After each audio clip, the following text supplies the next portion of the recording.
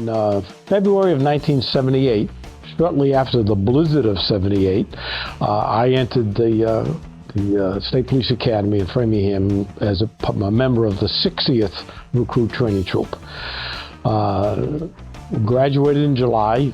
My first duty assignment was State Police Russell, which is in B Troop, and having never heard of that town, I did a day before I was supposed to report, I went and took a ride and found out where the barracks was. Reported there, spent a couple of years there, as I recall. Transferred to Northampton, and that was not a transfer I was looking for, but off I went. Got to Hamp and requested to go back to Russell, which I did. A little while, maybe a year or two later, I transferred to C Troop and went to Brookfield. Stationed at SP Brookfield for some time, and then the state police had begun a commercial enforcement unit, and I thought that might be interesting, so I signed on to the commercial enforcement unit, and I think I stayed there for almost 13 years. There I was asked by the academy to come to the academy and help out with the special state police training program, which I took the transfer, went to the academy, ran that program, took the sergeant's exam at some point, got promoted to sergeant, back to B Troop, over to Sheldon Falls as a sergeant, probably in 1998. And in 1999, I chose to retire. I got a call from the Adjutant General of Massachusetts and asked me if I would take on the responsibility of the Command Sergeant Major for the Army Guard. And so I put in my retirement papers, went back on active duty with the Guard under what they call the AGR program. Now, all my time on the state police, I was a typical road guy. I never went into one of the bureaus. I spent most of the time on the road. And I enjoyed the commercial enforcement unit because it gave us a lot of latitude to kind of drive around, work the patrol areas that we felt like we needed to work. And it was interesting work, doing the commercial enforcement of heavy trucks and hazardous material regulations. Well, I think Norm Andrew and I we think is the heaviest overweight in the history of the state. It was a huge shovel coming down 290, just getting onto 190, and it was a huge vehicle. It weighed probably over 300,000 pounds. It blanked out all of our scales, and so we had to kind of guess it was in excess of 300,000 pounds. And it was so heavy that the engineers had to survey all of the bridges on Route 290. They were concerned that they might have, damaged the bridges. It was such a large piece of equipment. But it was a great career. 21 years of, being on this. It's a great department. Enjoyed my time both at the academy and on the road. My first recollection of the state police was mostly as a teenager. We basically did escape and evasion when a cruiser was around. We would all notice that a state trooper was in town, and so we'd all escape from that. We just didn't want to get entangled. We thought them to be a very professional, very elite force, and basically always having a motor vehicle or a motorcycle. It was my job to escape and evade the state police patrol.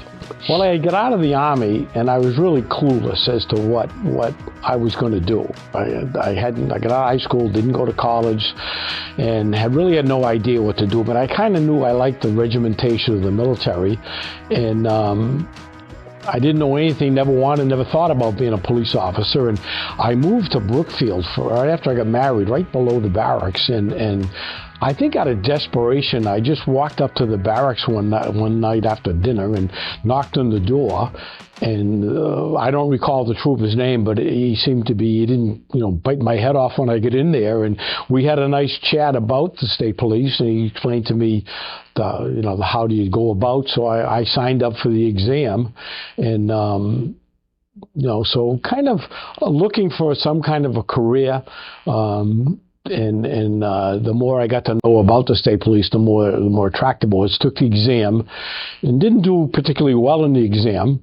But fortunately for me, the governor at the time had not put anybody on the department, and several years went by. So the job, it appears to me, the job went back to the old list as opposed to having a new exam. And I think a lot of the people that did better than I did turned down the job, and so they got to me and my other class members, and they let us in the academy. And then I was just determined that no matter what they did to me at the academy, I wasn't going to quit, because I had no other choice. So I'm the luckiest guy in America. I went in when I was 18 years old and got out, and then I joined the Guard. I was in the Guard for all my time.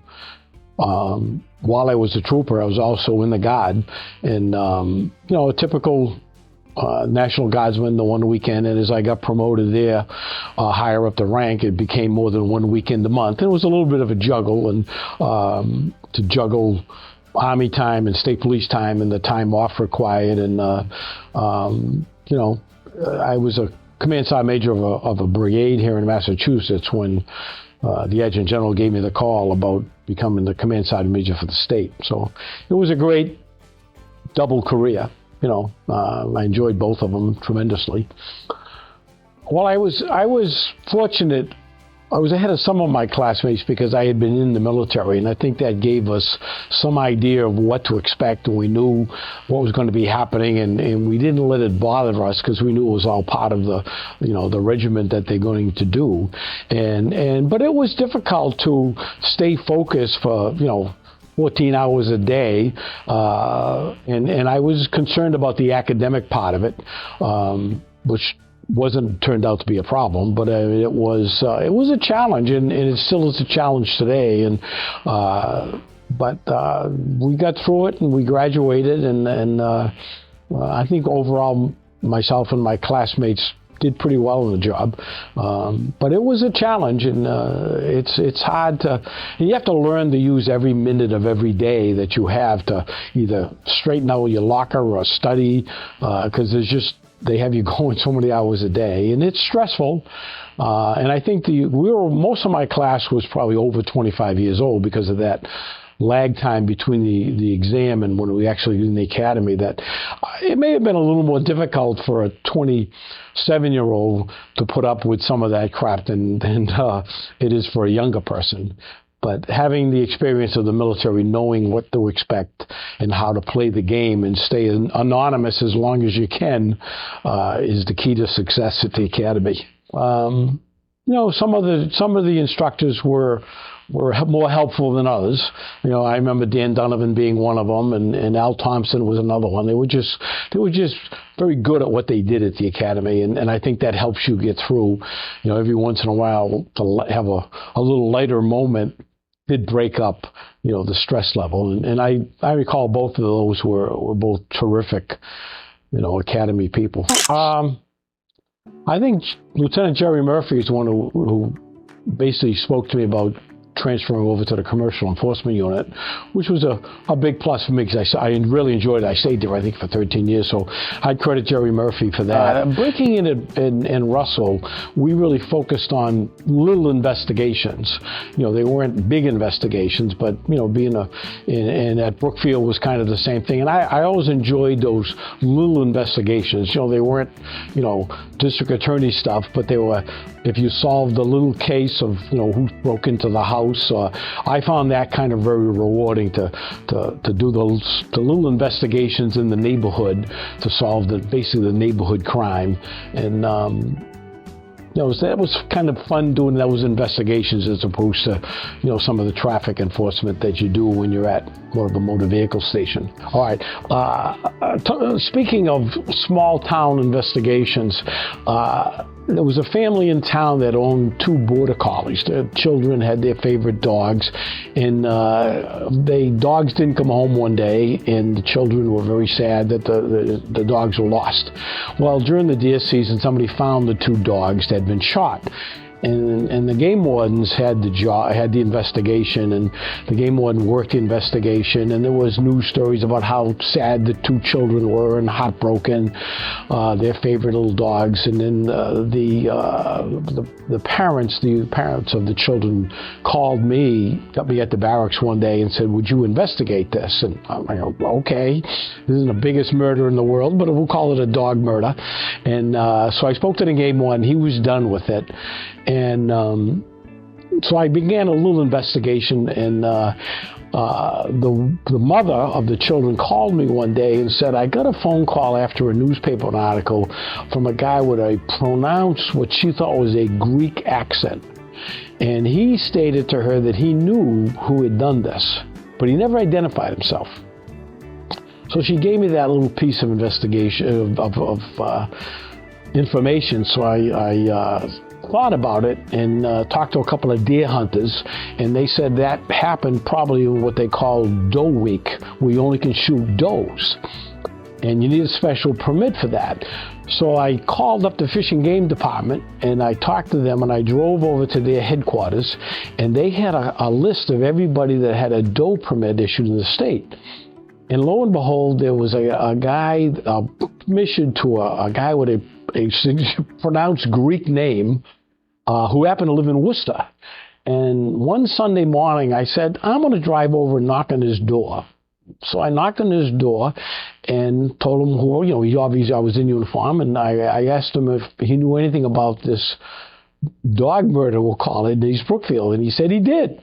And he told me the whole story, and he was a witness to it. And he said he would testify.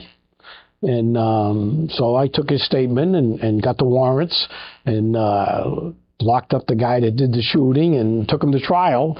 And the two children in the family, because the court ordered him to pay for the two dogs so they could get another two. And that was just a little investigation done out of the barracks that was just tremendously rewarding. It wasn't solving the Boston art heist, but it was just a great little investigation that I like to kind of do. And so that was just a memorable little neighborhood investigation. That was just a rewarding to solve it and bring the guy who shot the dogs for no reason, just to hear his gun go off, and he paid dearly. They took his hunting license away, took his shotgun away, and made him pay for the dogs. So it was rewarding walking out of court that day, having solved a little neighborhood crime. Another small neighborhood investigation. It was really a tragedy. A gentleman called the Russell Barracks and said somebody had broken into his house, located a safe that was hidden in a closet that he had his significant coin collection in. And I caught the complaint and started the investigation, and really thought, it said, nothing else in the home was stolen. And it really seemed to me that somebody that knew him personally and knew of his coin collection and knew of the safe had to be probably the culprit. And so I started, the neighborhood, knocking on doors, and a family, or it was I believe it was a woman, said to me she had seen his grandson drive his bicycle down the street that day, and it happened to be a school day during school hours. So I said, "Oh," and so I talked to him, and he said, "Yeah, my grandson was aware of my coin collection." And I went to the school and found that the youngster was not in school that day. And so given that, I set up an appointment with the child's parents, and we did an interview. And unfortunately, the youngster admitted to stealing his grandfather's coin collection, and brought it up to there was a pawn shop up in Westfield, and pawned the coin collection. So we went to the pawn shop, and most of it had been sold. We grabbed a few of it, but I think the tragedy was, the look in the grandfather's face when he learned who the perpetrator was. And again, great case to solve, but not the outcome we would have liked. Well, there's one where I was probably out in front of my skis making an arrest of a big tough guy, and I was losing the battle on the side of the road, and fortunately Trooper Kevin Murphy was out in Russell somehow, and Kevin told me, he said he just heard something in my radio transmissions that thought he better respond, and I was basically hanging on to one handcuff, losing that battle, and Kevin came and saved the day, and we got the second handcuff on and got the guy into a cell, and we didn't take the handcuffs off even if he was in the cell. So I think I learned something then about capabilities, and maybe you're not as good at what you do as what you think you are, and so that was a meaningful experience very early in my career. I think my proudest moment was actually graduating from the academy, because I really was fearful going in there that I was going to.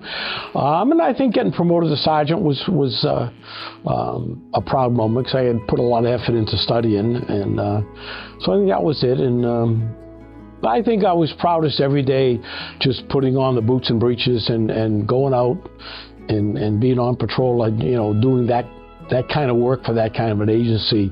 I never thought it would ever happen to me. But, some of the bad accidents that you have to go to, a train accident or, involving a car or a suicide, those are bad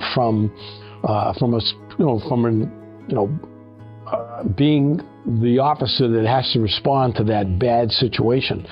But personally, I don't think I can recall something happened bad to me as a member of the department for something I did within the department. But I think, the suicides or the child that gets severely injured in a car accident, those are always disturbing. And it's part of the job. You have to learn to deal with it. And so I guess those kind of investigations that you're going to see in 20 or 25 years, you're going to be exposed to that, and you gotta deal with it and move on. The leadership, the Army spends a lot of time on developing leaders. So as you get promoted, either as an enlisted or as an officer, they spend a lot of time doing leadership training. And I think decision making, the process, the military has a very specific military decision-making process. And that training did, I think, allow me to make better decisions, both as a trooper at a scene, or what's the best thing I should do now with this particular situation. And then certainly as a sergeant, that decision-making, training, I think, helps you make better decisions. But both of them, they're both strictly regimented, and which I guess I thrived in. We finally got rid of these heavy scales. And we got some much lighter scales, which, sometimes you look at a truck and say, I'm not sure I want to weigh him, so I got to drag out these 60-pound scales. But having the light ones, you could just drag them out and do more enforcement, which led to more violations. Other than that, the cruisers continue to get better. I think the invention and the issuance of portable radios early on in the early 70s, early 80s, we did not have a portable radio. So when you went to a scene or got out of your cruiser for whatever reason, you were not in communication. You could be 200 feet in the woods. Now you have no way to communicate. You could hear what was going on in your outside speaker, but you couldn't communicate. So having a portable radio was revolutionary, because you could yell help. Probably being a sergeant at the academy, because my job was kind of operations, to make sure everything was functioning. The lights were on, the computers were working, the lunch was on time, classrooms were. So you could see that it was a busy job, but you could see the effect that the academy. Hopefully the academy was running smoothly, and things were getting done. So I think that was awfully rewarding. But I always found just making a good arrest was awfully rewarding. Whether it was just a simple operating under, it wasn't a big deal. But that night, that operator didn't do any damage to anybody else because he was in the backseat of the car. It was a challenge. It was rewarding. It was fun. And it was just great being, a member of a department with that kind of history, that kind of legacy. And I always thought it was my job to never do anything to tarnish that reputation. So my deportment, the way I presented myself, washed my cruiser, made sure my uniform was squared away, and made sure, I did everything as in a professional manner, not only because that's the way I wanted to do it, but I always felt an obligation never to do anything to tarnish the reputation of the state police, and hopefully I did that. I think everything I did was kind of not rushed, thought out. There were opportunities. I always thought I should have gone into one of the detective bureau ones. We called them CPACs then. But every time I think about that, I just kind of always felt I was more of a uniform guy, and my place was being in a uniform, being on the road, doing my job in uniform, as opposed to that part of it, which is a huge part of the department, significant investigations. And in hindsight, maybe it would have been a good thing to do for a few years, but no regrets. I liked being in uniform, and I liked what that represented, the uniform branch represented. It was just a great, very good 21-year career that no regrets. I started off as a volunteer when we were over at the old Grafton Barracks, and we would go in Tuesday and just buy a catalog and itemize stuff and look at and try to help out what was going on there, just as a volunteer, spend the day there. And I can't recall who got me involved in it, but. And then as a volunteer, and then at some point I was asked to get on to volunteer to be on the executive board, which I did. And then, so I've served on the executive board now for several years. And again, very proud of the museum, and we have a great staff and a great bunch of volunteer staff, and I think we have a great museum. And, again, it's just part of that pride in the organization that continue to be associated with the organization is just, I find it rewarding.